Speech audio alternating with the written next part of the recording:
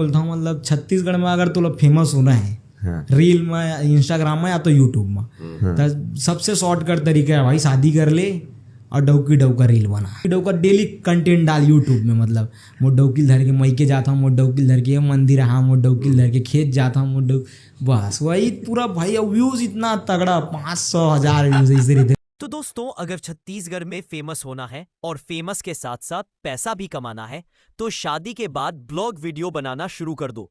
जी है दोस्तों, वीडियो की कभी भी कमी नहीं होगी।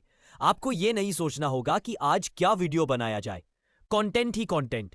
डवकी संग घूमे जवात हाव, डवकी आज का साग बनाए है, आज ससुराल जावात हाव। छत्तीसगढ़ में ऐसे कई ब्लॉगर हैं जो शादी के बाद वीडियो बना रहे हैं और इनकी वीडियो को भी लोग कुछ ज्यादा ही पसंद की जा रही है।